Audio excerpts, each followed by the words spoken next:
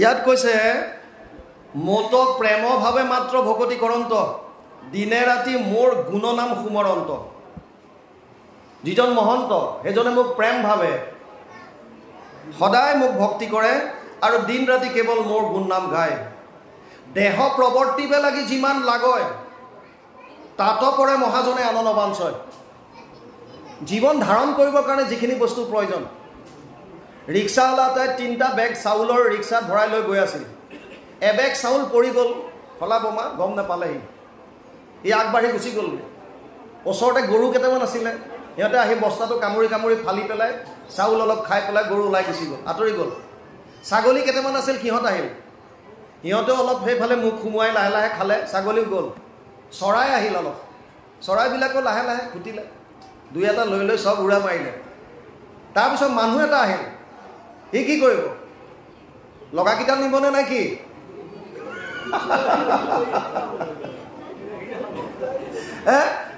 মানুহটো অহাৰ পিছত কি কৰিলে? সি গোটেইকেইটা বেগটো উঠাই লাহেকৈ চাইকেলত বান্ধি লৈ গুচি গ'ল।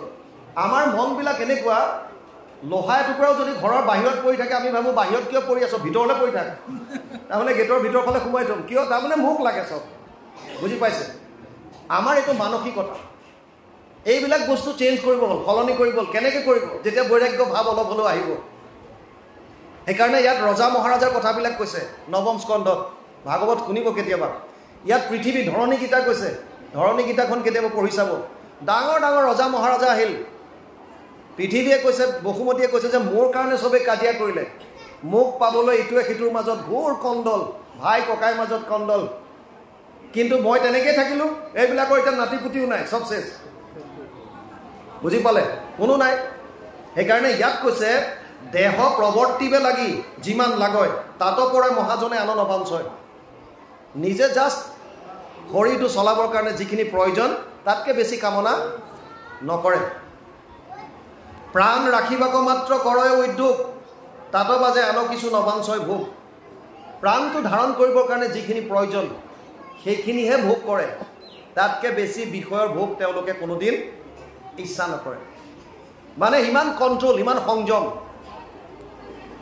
মনুষ্য শৰীৰে বিষয়ত কোনো ফল, পশু শৰীৰতো পায় বিষয়সকল। যেবে ইন্দ্ৰিয়ৰ বৃত্তি সাধে মাত্ৰ নৰে, তেবে তাক বিকৰ্ম পাতেকে বেৰি ধৰে। বৰ সুন্দৰ কথা কৈছে ইয়াত। মনুষ্য শৰীৰে বিষয়ত কোনো ফল, পশু শৰীৰতো পায় বিষয়সকল। ধৰি লওক আমাৰ এতিয়া বৰ্তমান অৰ্ডাৰ দি খানা খোৱাৰ এটা চলিছে নহয়, বিৰাট। অৰ্ডাৰ দিলেই হ'ল আজিকালি। ফোন এটা কৰি দিয়ক, আপোনাৰ ঘৰত আহি পেলাই খানা দি যাব। 40 কিলোমিটাৰ 50 কিলোমিটাৰ ড্ৰাইভ কৰি ধাবাত গৈ পেলাই ধৰক কোনোবাই ডিনাৰ কৰিব গৈছে, কোনোবাই লাঞ্চ কৰিব গৈছে, বিভিন্ন ধৰণৰ খানা খাব যায়। আল্টিমেটলি জিভাখন 2.5 ইঞ্চিৰ জিভা, এই 2.5 ইঞ্চি জিভাৰ তৃপ্তিৰ কাৰণে আমি 40-50 কিলোমিটাৰ ড্ৰাইভ কৰি গৈ গাড়ী চলাই গৈ তাত ভোজন কৰোঁ। কিয়? জিভাৰ খালি সন্তুষ্টিৰ কাৰণে। না ইয়াত সন্তুষ্টি তৃপ্তি আছে, না ভিতৰলৈ গ'লে আছে। কথাবিলাক চাব। ইয়াত থাকোঁতেও আপুনি তৃপ্তি নাপায়।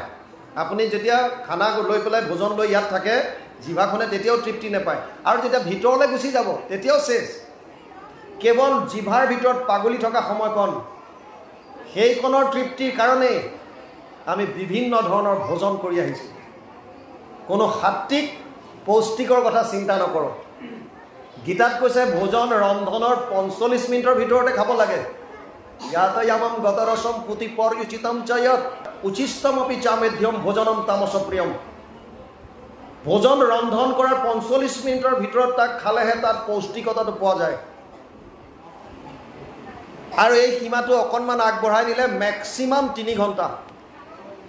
তাতকৈ পিছত সেই ভোজনত একো নাই, কেৱল আপোনাৰ মাত্ৰ জিভাৰ সোৱাদ গছ। এতিয়া আমাৰ ফ্ৰিজত এদিন খানা বনাই থৈ ভোজন যিবিলাক হোটেলত কৰে, কি কৰে তেওঁলোক? আগতে বনাই থৈ দিয়ে, আপুনি যোৱাৰ পিছত খালি অকণমান গৰম কৰি তেল টেঙা দি বছ খাবলৈ দি দিয়ে, শেষ। আগতে বনাই থৈ দিয়ে আৰু সেইবিলাকে আমি খাই আছোঁ। ইয়াত কৈছে যে কেৱল শৰীৰটো সুস্থ কৰি ৰাখিবৰ কাৰণে তেওঁলোকে উদ্যোগ কৰে আৰু সেইখিনিয়ে গ্ৰহণ কৰে। তাৰ বাহিৰে বিষয়ৰ প্ৰতি কোনো ইচ্ছা নাই। কাৰণ যিবিলাক বিষয় মই অলপ আগতে কথা পাতিলোঁ, আহাৰ নিদ্ৰা ভয় মৈথুনম চা সমানমিতত পশুবীৰ নৰনম, ইন্দ্ৰই পঞ্চামৃত ভোগ কৰি পেলাই যিটো আনন্দ পায়, গাহৰিয়ে বিষ্ঠা ভোজন কৰি একে আনন্দ পায়। ইন্দ্ৰৰ অপেশ্বৰীৰ সম্ভোগত যিটো সুখ, গাহৰিয়ে গাহৰিনীজনীৰ লগত একে সম্ভোগ কৰি সিমানে আনন্দ পায়। বিষয়ৰ সুখত কোনো ডিফাৰেঞ্চ নাই, বুজি পাইছে? সেইকাৰণে ইয়াত কৈছে মহন্ত সেইসকল যিসকলে নিজৰ জাষ্ট প্ৰাণ ধাৰণ কৰিবৰ কাৰণে তেওঁলোকে মাত্ৰ গ্ৰহণ কৰে। যেবে ইন্দ্ৰিয়ৰ বৃত্তি সাধে মাত্ৰ নৰে, তেবে তাক বিকৰ্ম পাতেকে বেৰি ধৰে। তিনিটা বস্তু বুজক, কৰ্ম, অকৰ্ম আৰু বিকৰ্ম। ভালকৈ বুজক, এইকেইটা একচুৱেলি অতি গভীৰ, চবৰে বেলেগ বেলেগ ধাৰণা ইয়াত। কৰ্মণ হি অপি বোধব্যম, বোধব্যম চ বিকৰ্মণ, অকৰ্মণ চ বোধব্যম, গহনা কৰ্মানুগতি। এটাইকেইটা অতি গহীন বস্তু। কৰ্ম কোনবিলাক? যিবিলাকত সকামভাৱে যিবিলাক কাম কৰোঁ আমি, শাস্ত্ৰৰ সন্মত, কিন্তু তাত আপোনাৰ ইচ্ছা আছে, কামনা বাসনা আছে, মানে সকামভাৱে যিখিনি কৰিছোঁ সেইখিনিক কৈছে কৰ্ম। বুজক, যিখিনি কৰ্ম শাস্ত্ৰৰ সন্মত কিন্তু আপুনি জনহিতৰ কাৰণে কৰিছে, আপোনাৰ নিজস্ব কোনো স্বাৰ্থ নাই, সেইটো অকৰ্ম। বুজি পালে? যদি সেই বস্তুটো বেলেগৰ হিংসাৰ কাৰণে কৰিলে তেতিয়া বিকৰ্ম হ'ল, আৰু নিষিদ্ধ কৰ্মবিলাকো বিকৰ্ম বুলি কৈছে। তিনিটা বস্তু আকৌ বুজক, সকামভাৱে যিমান কৰ্ম কৰিছোঁ, সাধনা মানে যিটো ঈশ্বৰ ইয়াত শাস্ত্ৰত বান্ধি দিছে যে এইটো কৰিব পাৰি, আপুনি কৰিছে। যেনেকৈ ভক্তি যোগ যদি কেতিয়াবা আপোনালোকে পাঠ কৰিছে, কপিলে দেৱহূতিক যিটো ভক্তি যোগৰ কথা কৈছে, তিনি ধৰণৰ ভক্তিৰ কথা কৈছে তাত। এটা সাত্বিক ভক্তি, ৰাজসিক ভক্তি, তামসিক ভক্তি, মনৰ ভাৱৰ ওপৰত কৈছে। তাতো আপুনি যিটো কামনা বাসনা লৈ গৈছে তাৰ ওপৰতে ভিত্তি কৰিছে। শাস্ত্ৰই সন্মত যদি দিছে এইটো কাম কৰিব পাৰি, আপুনি কৰিছে, কিন্তু কৰ্মটো কৰোঁতে আপোনাৰ স্বাৰ্থ জড়িত হৈ আছে, আপুনি তাৰ পৰা কিবা এটা পাব বিচাৰিছে। সকামভাৱে এইটো কৰ্ম কৈছে। শাস্ত্ৰসন্মত কৰ্ম যিটো বেলেগৰ হিতৰ কাৰণে কৰা হয়, আপোনাৰ তাত কোনো ধৰণৰ স্বাৰ্থ নাই, নিষ্কামভাৱে কৰিছে, এইটো তেতিয়া আপোনাৰ অকৰ্ম হৈ যাব। তাৰমানে তাৰ ফলে আপোনাক চুব নোৱাৰে। ইণ্টাৰেষ্টিং কথা, অলপ আগতে যিটো ক'লোঁ মই, কৰ্মৰ বন্ধন আছে, বেলেগৰ হিতত কৰিছে, আপোনাৰ কোনো স্বাৰ্থ নাই, ঈশ্বৰক কথা স্মৰণ কৰি ঈশ্বৰৰ হকে কৰিছে, তেতিয়া আপোনাৰ সেইটোৱে আপোনাৰ ফলটো চুব নোৱাৰে। আৰু যদি বেলেগৰ হিংসা ভাৱ লৈ কৰিছে বা শাস্ত্ৰই মানা কৰা কামবিলাক যদি কৰিছে, তেতিয়াহ'লে সেইটো বিকৰ্ম বুলি কৈছে, বিকৰ্ম। এতিয়া ইয়াত কৈছে যেবে ইন্দ্ৰিয়ৰ বৃত্তি সাধে মাত্ৰ নৰে, ইন্দ্ৰিয়ৰ প্ৰীতি সাধন কৰিবৰ কাৰণে যদি কেৱল কৰ্ম কৰিছে, তেবে তাক বিকৰ্ম পাতকে বেঢ়ি ধৰে। বুজি পালে? স্বাৰ্থ আহি গ'ল। কেৱল ইন্দ্ৰিয়ৰ প্ৰীতি সাধনৰ কাৰণে কৰিছে, গতিকে প্ৰীতি সাধনৰ কাৰণে নকৰিবলগীয়া কৰ্মবিলাকো কৰিছে, যি মন যায় তাকে কৰিছে, কাম্য কৰ্মবিলাক কৰিছে। সেইকাৰণে কৈছে তাক তেতিয়া বিকৰ্ম পাতকে বেঢ়ি ধৰে। পূৰ্ব কৰ্ম কৰ্তা মানে কৰাৱে কৰ্মক, কোনো পাছে মন নেই বিষয়ক, যাবে আত্মতত্ত্ব জানি নতৰে সংসাৰ, মনৰ নুগুচে তেবে অজ্ঞান আন্ধাৰ। এইফালে বৰ কথা পাতি আছে, অলপ ৰৈ দিম নেকি? 5 মিনিটমান কথা পাতি লওক। নাই আপোনালোকে পাতি লওক, আমি 5 মিনিট ৰৈ দিছোঁ দিয়ক। পাতি লওক, একো নাই। মানে খুদ হৈ আছে কিছুমান কথা, হয় নহয়? অলপ ৰৈ দিওঁ আমি, কি আছে হয় বাপ, আপুনি শুনি আছে? আমি এটা কাণত এনেকুৱা ফটৰ মাৰি আছে। পূৰ্ব কৰ্ম কৰ্তা মানে কৰাৱে কৰ্মক, কোনো পাছে মন নেই বিষয়ক, যাবে আত্মতত্ত্ব জানি নতৰে সংসাৰ, মনৰ নুগুচে তাবে অজ্ঞান আন্ধাৰ। আধ্যাত্মিক কথা আহি গ'ল। আধ্যাত্মিক কথাৰ কাৰণে পৰিৱেশ লাগে, চিধা কথা। আৰু আমি ফৌজি মানুহ কৈছোঁৱে আগতে, গতিকে মানে ষ্ট্ৰেইট কাট কওঁ, আৰু বেয়া পালেও উপায় নাই, স্পষ্টবাদী খোলাখুলি কথা। আপুনি গহীন কথা এটা কৈ থাকিব, তাত যেতিয়া শ্ৰোতাৰ পৰা যদি ৰেছপন্স নাথাকে, কথা বতৰা পাতি থাকে, তাৰ পৰা নোলায়ো, আৰু আমি কওঁ বুলি ক'ব নোৱাৰোঁ। হৃদিস্থিত হোৱা তুমি যেন পৰাবাহাস আমি ঋষিকেশ কৰিব তেনেয় সব সাধন এইবিলাক তাৰ বাহিৰে উপায় নাই ইয়াৰ পৰা ভগৱন্তই নিজে কোৱাই কথাবিলাক আমি কওঁ বুলি কোন গুচি যায় ঘপককে মনটো যি কি নহওক পূৰ্ব কৰ্ম কৰ্তা মানে কৰা কৰ্ম কোনো কোনো পাছে মন নেই বিষয়ক এই বাৰে বাৰে মনটো বিষয়লৈ গুচি যায় যেতিয়ালৈকে আত্মতত্ত্ব আমি নাজানো যাবে আত্মতত্ত্ব জানি নতৰে সংসাৰ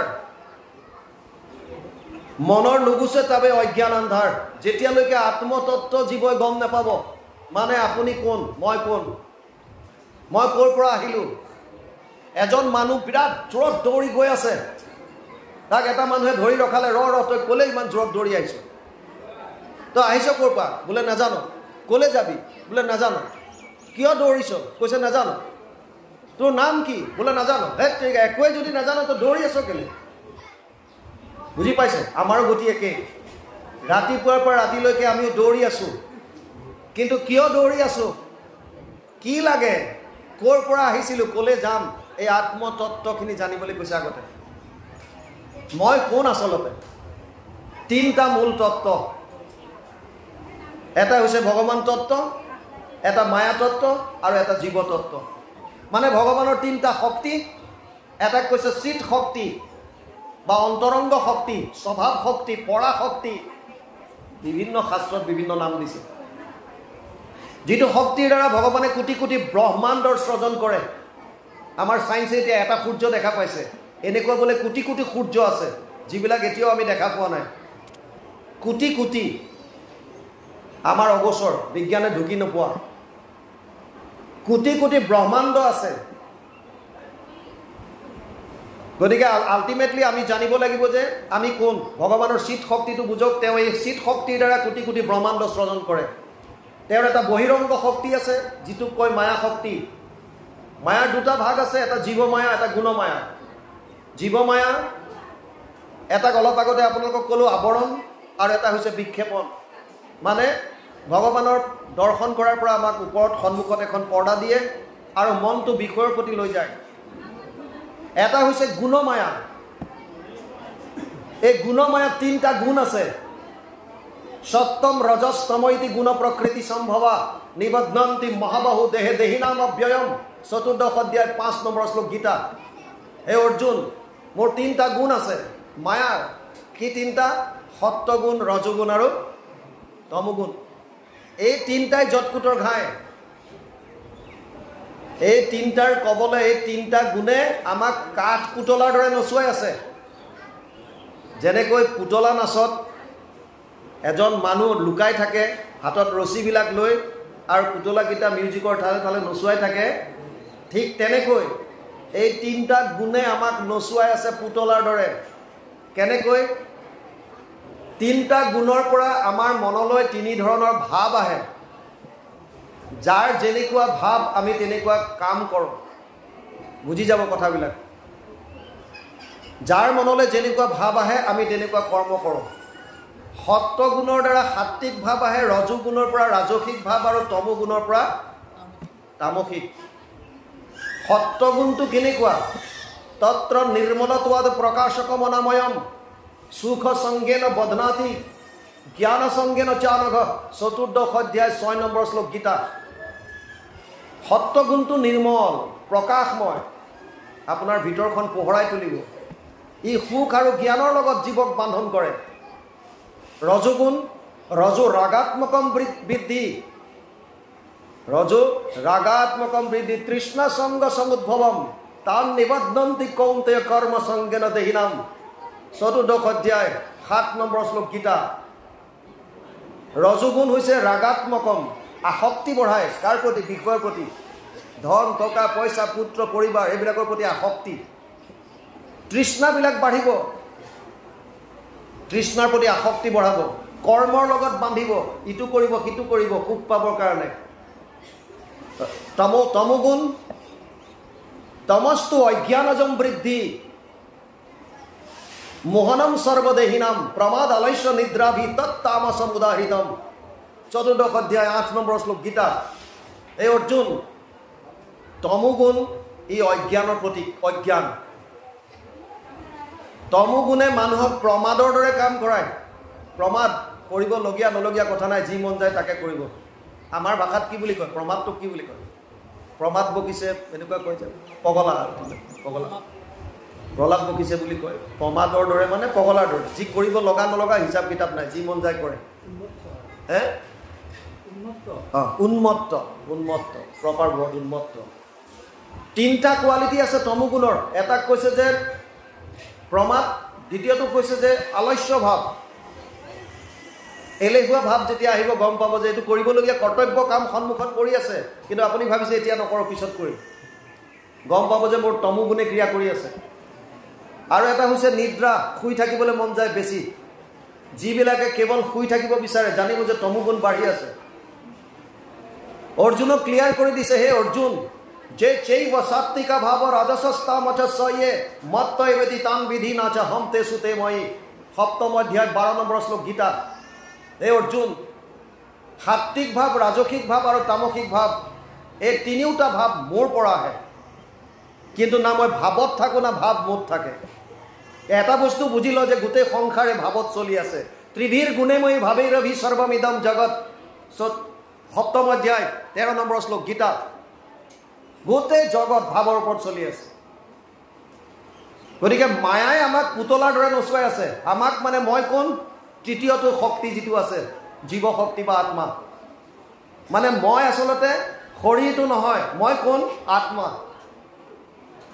মই আৰু মোৰ মাজত পাৰ্থক্য আছে এটোটো বুজি পায় এটা হৈছে মই এটা হৈছে মোৰ ধৰি লওক এখন কাৰ চেলেং মোৰ চেলেং তাৰ মানে মই চেলেংখন নহয় মোৰ পৰা এখন কমপ্লিট মই পৰা কমপ্লিট এটো বেলেগ বস্তু বুজি পালে এখন কাৰ গামোচা মোৰ গামোচা তাৰ মানে মই গামোচাখন নহয় এটো কাৰ হাত মোৰ হাত তাৰ মানে মই হাতটো নহয় বুজি পাইছে তেনেকে এটো কাৰ শৰীৰ কি বুলি কয় মোৰ আজি গাটো ভাল লগা নাই কাৰ গা ভাল লগা নাই মোৰ তাৰ মানে মই গাটো নহয় এটোটো বুজি পাইছে মোৰ যিমান বস্তু আছে এটো মই হ'ব নোৱাৰো মই আৰু মোৰ মাজত ডিফাৰেন্স আছে মইটো এটা বস্তু আৰু মোৰ যিমান আছে এইবিলাক বেলেগ বস্তু মোৰ ঘৰ মোৰ দুৱাৰ মোৰ গাড়ী মোৰ মাটি মোৰ সম্পত্তি মোৰ হাত মোৰ ঘড়ী মোৰ শৰীৰ তাৰ মানে মই শৰীৰটো নহয়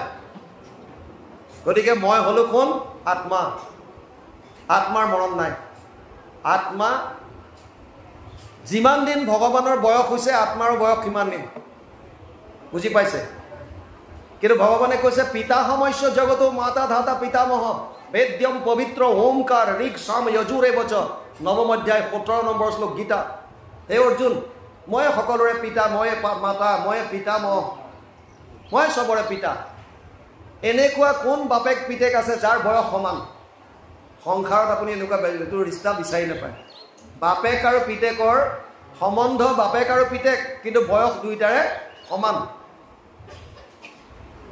বুজি পাইছে যেতিয়াৰ পৰা ভগৱান আছে তেতিয়াৰ পৰা আত্মাও আছে তাৰ মানে আত্মাও চৈতন্য ভগৱানো চৈতন্য আত্মাও সনাতন ভগৱানো সনাতন ডিফাৰেন্স কি আছে আত্মাৰ আত্মা সীমিত এই শৰীৰটোৰ মাজতে চৈতন্য কৰি ৰাখিব পাৰে আৰু ভগৱানে বিশ্ব ব্ৰহ্মাণ্ডক চৈতন্য কৰি ৰাখিব পাৰে বুজি পালে ডিফাৰেন্সটো তাত যেনেকৈ আমি এই শৰীৰটোত আত্মা অহাৰ লগে লগে এই শৰীৰটোক সচেতন কৰে হাত ভৰিবিলাক সব সচেতন হলো কিন্তু ভগৱানে সমস্ত জগতক চৈতন্য কৰি ৰাখিছে কোটি কোটি ব্ৰহ্মাণ্ডক চৈতন্য কৰি ৰাখিছে বিশ্ব ব্ৰহ্মাণ্ডক আমি হলো অল্পজ্ঞ বা অজ্ঞ ভগৱান হৈছে সৰ্বজ্ঞ বুজি পালে আমি এটা সময়ত এটা স্থানত থাকিব পাৰোঁ ভগৱান সৰ্বত্ৰে সৰ্বব্যাপ্ত হৈ থাকিব পাৰে ডিফাৰেন্স ভেদ অভেদ ভেদাভেদ বুলি কয় সেইকাৰণে বিশেষকৈ বুজি লওক যে মই মানে আসলতে আত্মা মই শৰীৰটোত সোমাই আছো এই শৰীৰটো যেতিয়া নাশ হ'ব মোৰ নাশ নহয় মই ইয়াৰ পৰা ওলাই যাম বাসাঞ্চি জীৰ্ণানি যথা বিহায় নবানি গৃহণতি নৰপৰাণি তথা শৰীৰানি বিহায় জীৰ্ণান্য অন্যান্য সংয়াতি নবানি দেহি দ্বিতীয় অধ্যায় 22 নম্বৰ শ্লোক গীতা অৰ্জুনক কৈছে, হে অৰ্জুন, যেনেকৈ মানুহৰ কাপোৰ ফাটি গ'লে নতুন বস্ত্ৰ পৰিধান কৰে, ঠিক তেনেকৈ আত্মাই এটা শৰীৰ অযোগ্য হ'লে সেই শৰীৰ ত্যাগ কৰি বেলেগ এটা শৰীৰ ধাৰণ কৰে। বুজি পাইছে? আত্মাটোহে সত্য, ই সনাতন, শৰীৰটো ই বিনাশী, অস্থায়ী। গতিকে শৰীৰৰ হকে আপুনি যদি কৰ্ম কৰি থাকে, শৰীৰটোক আনন্দ দিবলৈ যদি কৰ্ম কৰি থাকে, শৰীৰটোক ইন্দ্ৰিয়বিলাকক প্ৰীতি সাধনৰ কাৰণে যদি আপুনি কাম কৰি আছে, তেতিয়া তাৰ পৰা আপোনাৰ লাভ নাই। কাৰণ এইবিলাক চব ক্ষণস্থায়ী। চিকন্দৰ, আলেকজেণ্ডাৰ 32 বছৰ মাত্ৰ জীয়াই আছিল, বিভিন্ন দেশ জয় কৰিলে, বহুত ধন সম্পত্তিৰ বহুত দেশৰ গৰাকী হৈ গ'ল, মালিক। 32 বছৰ বয়সত এটা বেয়া বেমাৰে দেখা পালে, ধৰা পৰি। আৰু যেতিয়া গম পালে যে মই আৰু বেছি সময় জীয়াই নাথাকিম, তেতিয়া পাত্ৰ মন্ত্ৰীসকলক মাতি পেলাই ক'লে যে শুনা, মোৰ মৃত্যু আৰু বেছি আহি গ'ল, একদম অনিবাৰ্য, মই মৰিম, জীয়াই থাকিব নোৱাৰিম, যিমান ধন সোণ ঘটিলোঁ চব মিছা। সেইকাৰণে এটা কাম কৰিবা, মৃত্যুৰ পাছত মোৰ হাত দুটা কবৰৰ বাহিৰত উলিয়াই থবা। পাত্ৰ মন্ত্ৰীসকলে ক'লে, আমাৰ মুছলমান সম্প্ৰদায়ত এনেকুৱা কোনো নিয়ম নাই যে এজন মানুহৰ মৃত্যু হ'লে আমি হাত দুটা বাহিৰত উলিয়াই থওঁ, কাৰণ সৰ্ব শৰীৰ তেওঁলোকে ভিতৰত দিয়ে, গতিকে এনেকুৱা আমাৰ নিয়ম নাই। কিন্তু মহাৰাজ, আমি জানিব বিচাৰিছোঁ আপুনি এনেকুৱা এটা সিদ্ধান্ত কিয় লৈছে? তেতিয়া কৈছে, ইকঠে কৰ জাহাকে বেৰ সভি মুলকো কে মালিক থে, সিকন্দৰ জব গয়া দুনিয়া সে তো দোনো হাত খালি থে। জীৱন্ত অৱস্থাত গোটেই দেশ জয় কৰি মই মালিক ৰূপে আছিলোঁ, কিন্তু আজি অনুভৱ কৰিছোঁ মোৰ যেতিয়া মৃত্যু হ'ব, মোৰ দুইটা হাত খালী হৈ যাব, মই একো এটা ফুটা কৰি এটা নিব নোৱাৰোঁ। আমি উলংগ হৈ এখন পৃথিৱীলৈ আহিছিলোঁ আৰু চিতাত আমাক উলংগ কৰি উঠাই দিব, একো বস্তু লগত নিব নোৱাৰে। যদি লগত কিবা যাব আপোনাৰ, তেতিয়াহ'লে দুটা বস্তু যাব, পাপ আৰু পুণ্য। আপোনাৰ কৰ্মফল আপোনাৰ লগত যাব, আপোনাৰ লিংগ শৰীৰত মন বুদ্ধি যি যাব, অহংকাৰ কাৰণ শৰীৰ লগত যাব, আত্মা তাৰ লগত যাব, পাপ আৰু পুণ্যৰ টোপোলাটো মাত্ৰ লগত লৈ যাব, তাৰ বাহিৰে একো এটা নিব নোৱাৰে। এই তত্ত্বটো যদি আপুনি বুজি লয়, এই কথাখিনি যদি হৃদয়ংগম কৰিব যদি পাৰে, তেতিয়াহ'লে আপোনাৰ অন্যায় কৰিবলৈ মন নাযাব। যে মই আচলতে যিমানবিলাক কৰিছোঁ, যিমান ঘটিছোঁ, এইবিলাকতো চব মিছা। মানুহক জীয়াই থাকিবৰ কাৰণে পইচাৰ প্ৰয়োজন হয়, ই সত্য। আৰু গুৰুজনাই কৈছে, সংসাৰতে থাকি ভক্তি কৰা, পৰিয়াল পোহপাল দিবৰ কাৰণে আমাক দৰকাৰ। 4 পুৰুষাৰ্থ কৰিবলৈ কৈছে, ধৰ্ম অৰ্থ কাম মুখ্য। যদি ভাগৱত তাৰ ওপৰত ধৰ্ম প্ৰয়োজিত কেইতৱ ধৰ্ম বাদ দি বুলি কৈছে। কেইতৱ মানে পুৰুষাৰ্থৰ কথা কৈছে, ইয়াৰ ওপৰতো উঠি যিটো ধৰ্ম সেইটো ভাগৱত। পুৰুষাৰ্থৰ কথাও চিন্তা নকৰে, কিন্তু যদি পুৰুষাৰ্থও কৰে, পুৰুষৰ যদি পুৰুষাৰ্থ কৰে, তেতিয়া 4টা বস্তু দিছে, ধৰ্ম অৰ্থ কাম আৰু কি চতুৰ্থটো? মুখ্য। ধৰ্ম অৰ্থ কাম আৰু মুখ্য। চাওক, সিকুৱেন্স বুঝক। প্ৰথমতে দিছে ধৰ্ম, তাৰপিছত দিছে অৰ্থ, তাৰপিছত দিছে কাম, তাৰপিছত দিছে মুখ্য। কিন্তু আমি দুটা বস্তু ইয়াৰ পৰা বাদ দি দিলোঁ, শ্বৰ্টকাট। ধৰ্মটোকো কথা বাদ দিছোঁ, মুখ্যৰ কথাও বাদ দিলোঁ। আমি দুটাত লাগি আছোঁ, এটা অৰ্থ আৰু এটা কাম। চাওক, আপোনালোকে চিন্তা কৰি চাব, দুটা বস্তুত লাগি আছোঁ। অৰ্থত লাগি আছোঁ, আশা পাশা সতেৰ বদ্ধ কাম ক্ৰোধ পৰায়ণ, ইহন্তে কাম ভোগাৰ্থম ন্যায়ন অৰ্থ সঞ্চয়ান। 8শ অধ্যায় 12 নম্বৰ শ্লোক গীতা। আশাৰ পাশত বন্দী হৈ মানুহে কৰাপশ্যনৰ দ্বাৰা হ'লেও ধন সঞ্চয় কৰাত লাগিছে। কেৱল ধন লাগে, ধন লাগে, ধন লাগে। কিন্তু আমি বুজি নাপাওঁ যে আমি চিৰদিন জীয়াই থাকিব নোৱাৰোঁ। এখন দেশত এজন মানুহ আছিল, আমি সামৰিম আৰু দেই, আপোনালোকে বেয়া নাপাব। 2টা বাজিব, পুৰা খুঁজি মানুহ চাওক, 2টা বাজিব বুলি কৈছে। 2টা টাইম আমাক ঈশ্বৰে কৈ দিয়ে, সময় হৈ গ'ল। এজন মানুহ আছিল, ই ভাবিলে যে ধন টকা পইচা যদি অজস্ৰ কৰিব পাৰোঁ, আমাৰ দৰে মনোভাৱ, তেতিয়া আমি পৃথিৱীৰ আটাইতকৈ সুখী মানুহ হ'ম। আপুনি যদি জীৱনত লক্ষ্যত উপনীত হ'ব বিচাৰিছে, ছাত্ৰ ছাত্ৰীয়ে হওক, ডাঙৰে হওক, বয়সৰ কথা নাই, যোনে য'ত বিচাৰিছে, কিন্তু লক্ষ্যটো নিৰ্ধাৰণ কৰোঁতে এটা বস্তু বুজি ল'ব। মাছ, কাছ, গাধ, ঘোঁৰা চবকে খেজুৰ এজোপাৰ ওচৰত লৈ গৈ পেলাই যদি বগাবলৈ দিয়ে, চব উঠিব তাত নোৱাৰে কেতিয়াও, এইটো অসম্ভৱ। গছজোপাত বগাবৰ কাৰণে মাছ কাছ ঘোঁৰা গাধ বান্দৰ চবকে একেলগে ৰাখি যদি পেলাই চেষ্টা কৰায় চবেই গছজোপাত বগাব নোৱাৰে তাৰ মানে যাৰ যেনেকুৱা এটা প্ৰভু ভগৱন্তই শক্তি দিছে এই শক্তিটো আগতে বুজি লওক মোক এনেকুৱা কি শক্তি দিছে মোক এনেকুৱা কি স্বভাৱ দি পঠিয়াইছে যিটো বস্তু মই ইয়াত বস্তু তাক মই উন্নতি কৰিম বুজি পালে প্ৰত্যেক চাওক পৃথিৱীত এনেকুৱা এজোপা বৃক্ষ নাই যিজোপা কোনোবা ঔষধি কামত নাহে পৃথিৱীত এনেকুৱা এটা প্ৰাণী নাই যিটো প্ৰকৃতিৰ কামত নাহে পৃথিৱীত এনেকুৱা এজন মানুহ নাই যাক এটা বিশেষ গুণ নিদিয়াকৈ পঠিয়াইছে প্ৰত্যেকজন মানুহৰ ভিতৰত একোটা বিশেষ গুণ আছে কিন্তু আমি সেই গুণটো উপলব্ধি কৰিব নোৱাৰো নাজানো মাক বাপেকে কৈছে তই ডাক্তৰ হ তই ইঞ্জিনিয়াৰ হ তই অমুক হ তই ভচুক হ আৰু মাক বাপেকে যিটো জীৱনত সফল হ'ব নোৱাৰিলে ল'ৰা ছোৱালীৰ মাজত সেইটো সফল কৰিব বিচাৰিছে আৰু ল'ৰা ছোৱালীয়ে সেইটো বস্তু বেয়া পাইছে গতিকে আল্টিমেটলি মাক বাপেকৰ জীৱন ধ্বংস ল'ৰা ছোৱালীৰ জীৱন ধ্বংস আগতে বুজক শক্তিটো কি দিছে তাৰ ইণ্টাৰেষ্টটো ক'ত যদি খেলত ইণ্টাৰেষ্ট খেলিব দিয়ক শচীন তেণ্ডুলকাৰৰ দৰেতো খেলাতে ইমান বুজে হাইফাই হৈ গ'ল পৃথিৱী বিখ্যাত হৈ গ'ল কিমান পঢ়া যাৰ যিটো শক্তি আছে সেইটো বুজক কোনোবা যদি ভাল গাব পাৰিছে তাক স্কোপ দিয়ক শিক্ষা দিয়ক প্ৰপাৰলি তাক গ্ৰামাৰ শিকাওক গানৰ সি ভাল গায়ক হ'বলৈ দিয়ক থকা দিনকেইটা এটলিষ্ট গাই থাকক যাক যোনটো দিশত আছে চবকে আপুনি গাধ ঘোঁৰা একেলগে খাৰা কৰি দিলেতো নহ'ব বুজি পাইছে ন এই মানুহজনে ভাবিলে যদি মই অজস্ৰ ধন টকা পইচাৰ যদি মালিক হ'ব পাৰোঁ তেতিয়াহ'লে মই সুখী হ'ম এতিয়া জীৱনত সফল হোৱাৰ কাৰণে দুটা মাত্ৰ চৰ্ত বুজি লওক চবেই পাৰিব দুটা শক্তি আমাৰ ভিতৰত আছে এটাক কৈছে অনুকূল শক্তি এটাক কৈছে প্ৰতিকূল শক্তি মানে এটাই ফেভাৰ কৰে আপোনাৰ লক্ষ্যস্থানত যাবলৈ এটা শক্তিয়ে ফেভাৰ কৰে আৰু এটা শক্তিয়ে বাধা দিয়ে যিটোৱে আপোনাক সহায় কৰে সেইটোক অনুকূল শক্তি বুলি কয় যিটোৱে বাধা দিয়ে সেইটো প্ৰতিকূল শক্তি বুলি কয় বুজি পালে আৰু উদাহৰণ লওক ছোৱালী এজনীয়ে হায়াৰ ছেকেণ্ডেৰী দিব তাই ভাবিলে যে মই 5টা বিষয়ত এবাৰ 100% কে আনিম মানে 100/100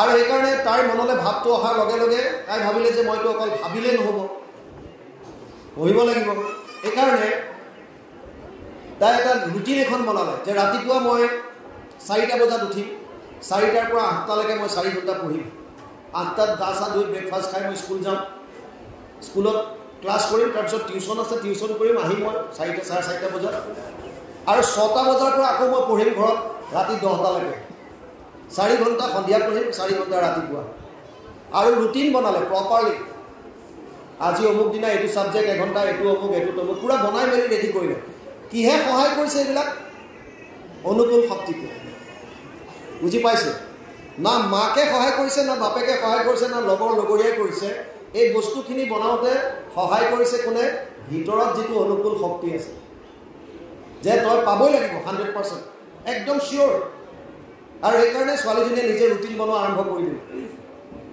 ৰুটিন বনাই মেলি কনফাৰ্ম হৈ গ'ল চব ৰেডি পঢ়া টেবুলত মাৰি দিলে মোবাইলত এলাৰ্ম দি দিলে কাৰণ আজিকালি এলাৰ্ম নহ'লে টোপনি নাথাকে স্লিপিং টেবলেট খাই মানুহ শুৱে আৰু এলাৰ্ম দি পেলাই ৰাতিপুৱা উঠে মানুহবিলাকৰ এতিয়া গতি সেইটো হৈছে চব মানে মেচিনেৰি হৈ গ'ল টেবলেট যি কি নহওক মোবাইলত এলাৰ্ম দিলে 4টা বজাত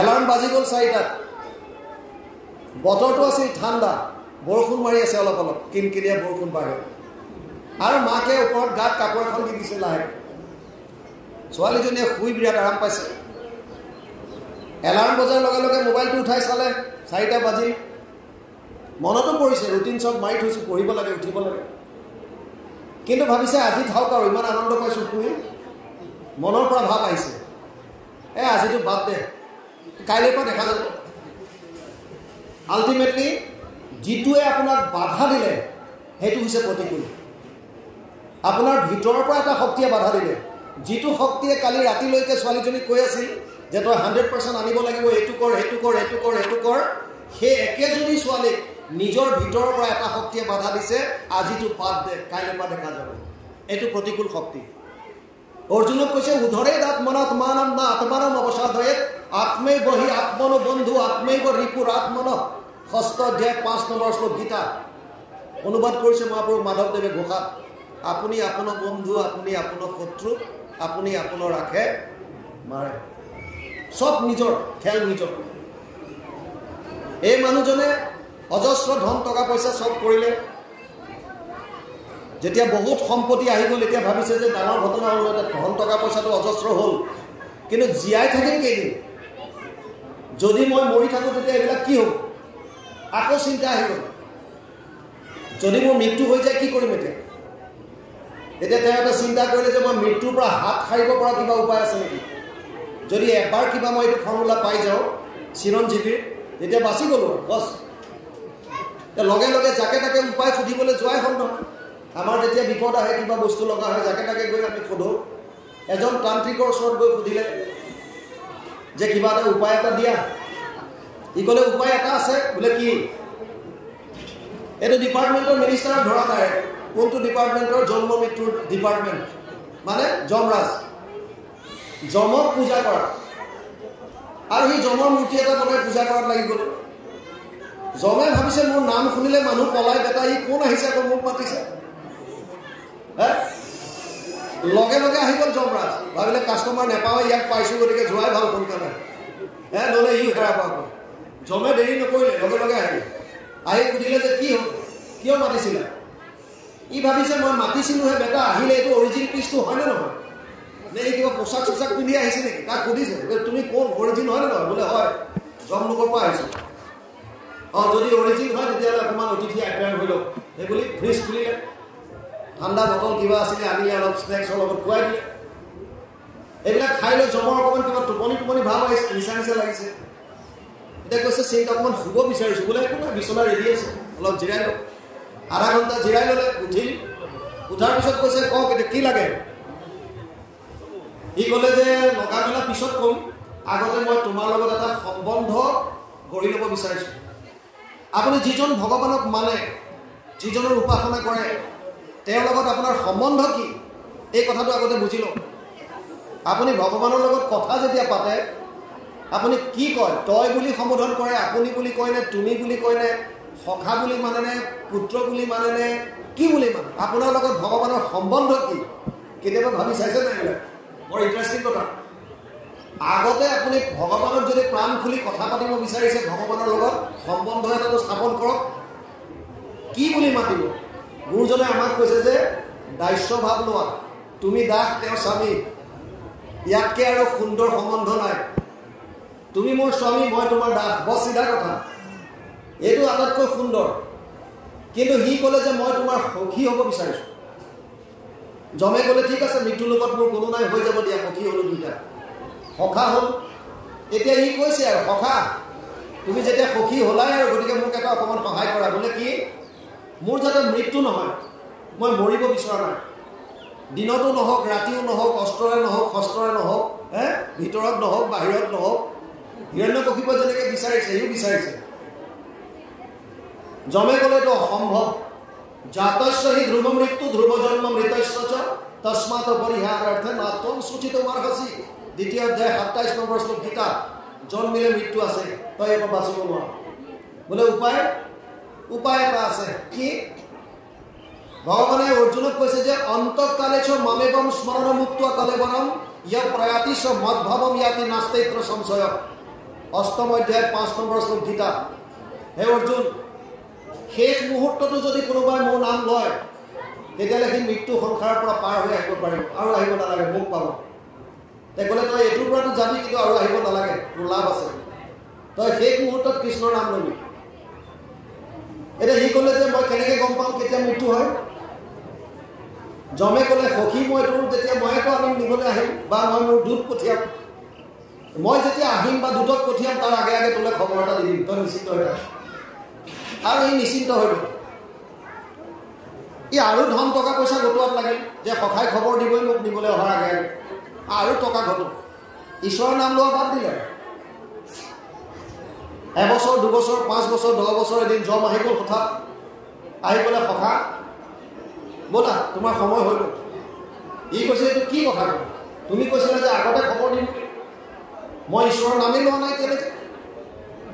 তুমিতো মোক খবৰ দিয়া নাই বোলে, কেলে নাই দিয়া? আৰে ক'ত খবৰ? তোমাৰ না ফোন কল আছে, না টেলিগ্ৰাম, না চিঠি পত্ৰ?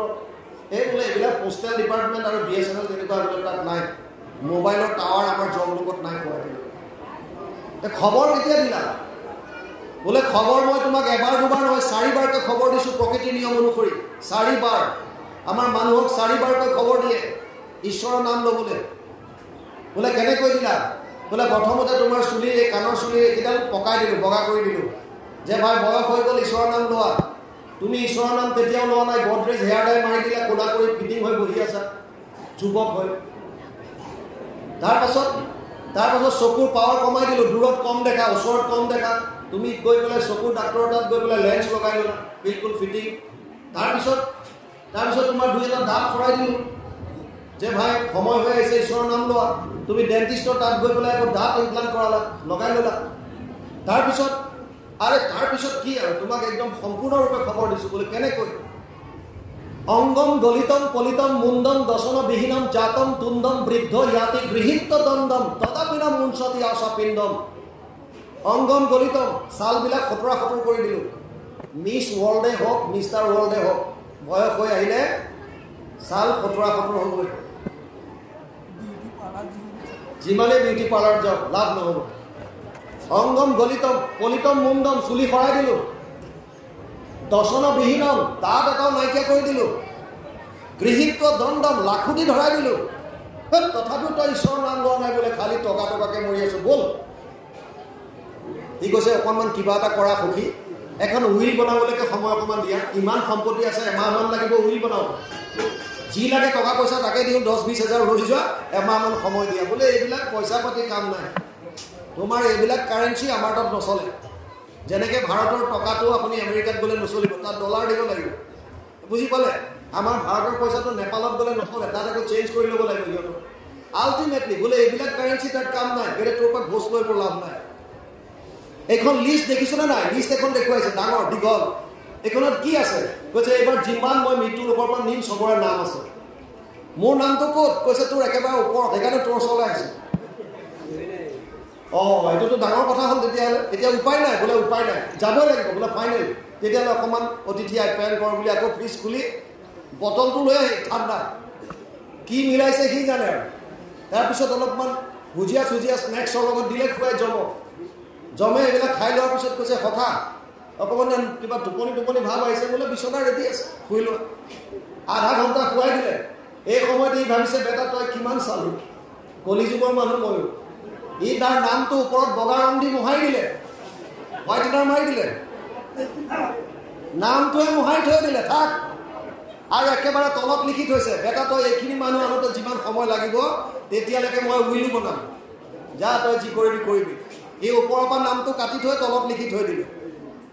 যমৰাজ আধা ঘণ্টাৰ পিছত উঠিল, সাৰ পালে, গা এঙামুৰি দিছে, সখা বহুত শুশ্ৰূষা কৰিলা। মই ভাবিছোঁ ওপৰৰ পৰা নিওঁ, তলফালৰ পৰা নিওঁ। যেতিয়া তলফালৰ পৰা বুলি ক'লে সি নিজে লিখি থৈছে তলত, লগে চেচ। মানে যাৰ মৃত্যু যেতিয়া আহিব তাক কোনেও ৰক্ষা কৰিব, চিধা কথা, কোনেও ৰক্ষা কৰিব নোৱাৰে। জাতস্য হি ধ্ৰুৱ মৃত্যু ধ্ৰুৱ জন্ম মৃতস্য চ। জন্মিছোঁ যেতিয়া মৃত্যু খাটাৰ। আৰু বুজক, এইটো জন্ম, এইটো মৃত্যু, এই দুটা কনফাৰ্ম। ইয়াৰ মাজৰ সময়খিনিকে জীৱন বুলি কয়। জীৱন আমি যি জীৱন কৈ থাকোঁ, এই মাজৰখিনি আপুনি কেনেকৈ কটাইছে, কিমান দীঘলীয়া, সেইটোৰ ওপৰত কথা নাই। আপুনি 6 বছৰ বয়সতে, 5 বছৰ বয়সতে ধ্ৰুৱ প্ৰহ্লাদা দিয়ে ভগৱানৰ দৰ্শন পাই গ'ল।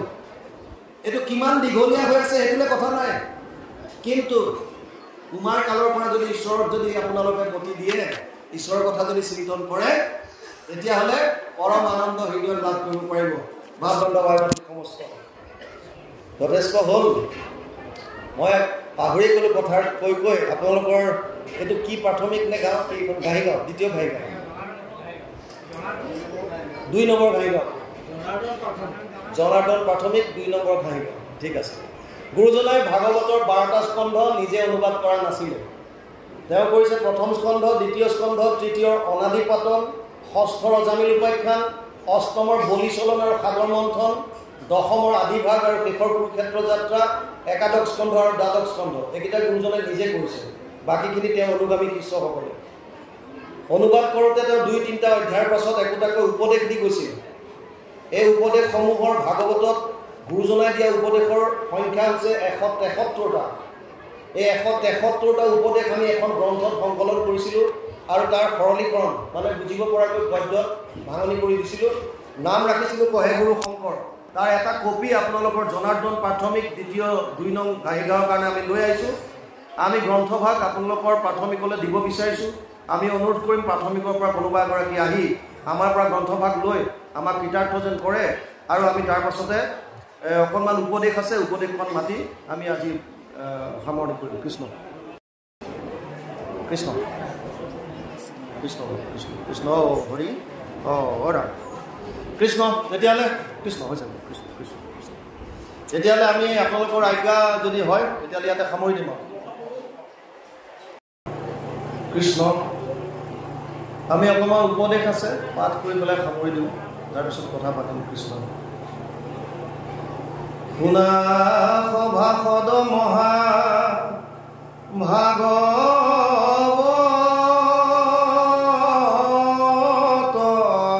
গ্ৰন্থ নৰ শৰীৰৰ ভকতিহে মুখ্য পথ যোগ জ্ঞান কৰ্ম মানে সকলে দুৰ্লভ হৰি ভকতি সি পথ পৰম সুলভ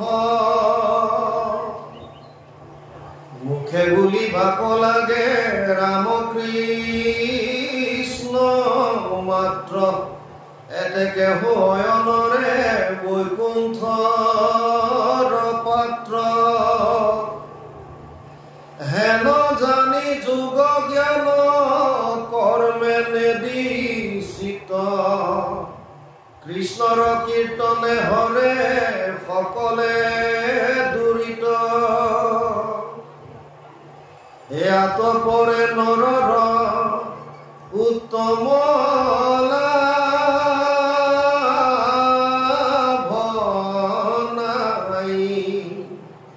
শ্ৰৱণ কীৰ্তন মুখে কৰিব সদায় ভাৰত বৰিষ ইটো মনুষ্য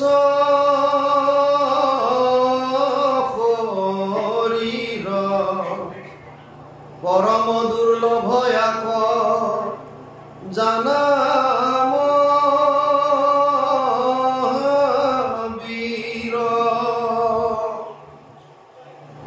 যদি তো দুৰ্লভ ভইলে কদাচিত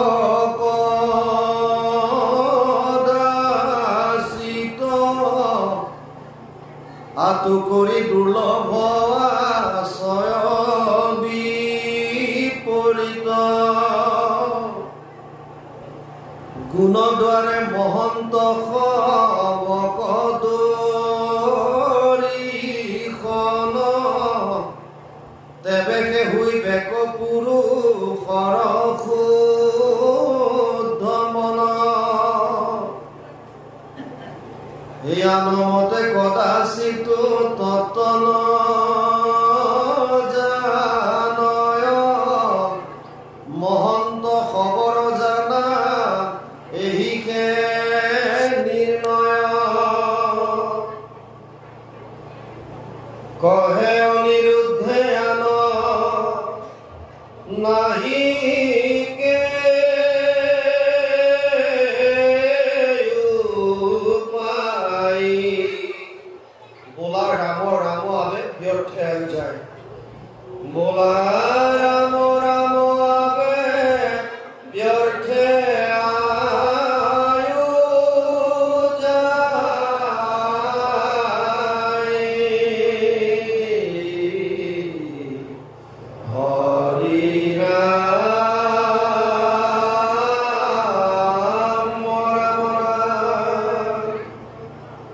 কহে অনিৰুদ্ধে আন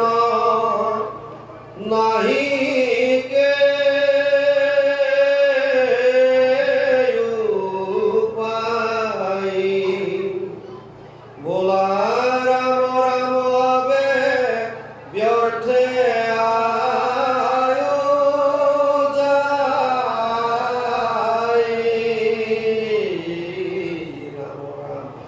হৰি ৰাম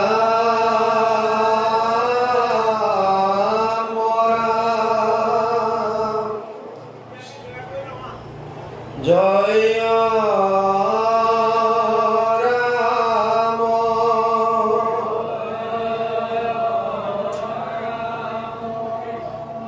জয়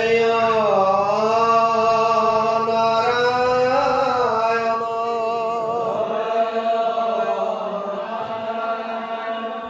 জয় কৃষ্ণ জয় জগৎগুরু শ্রীমন্ত কৃষ্ণ কৃষ্ণ হরি রাম অপরাধ বিনাশন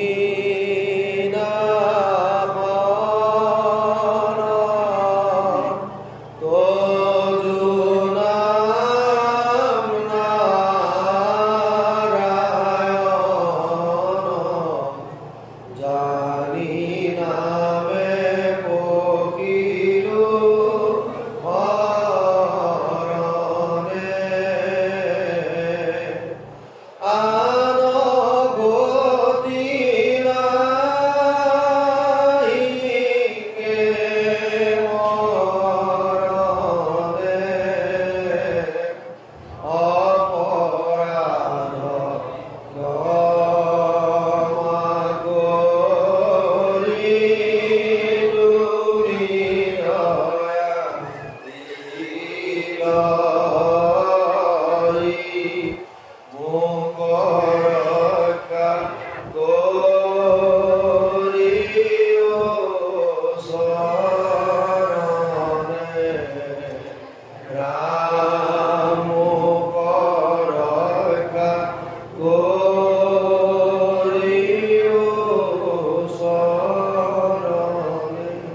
কৃষ্ণ কৃষ্ণ হরি রাম শ্রীমন্ত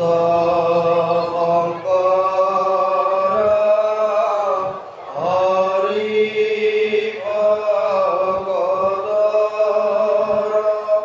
জানা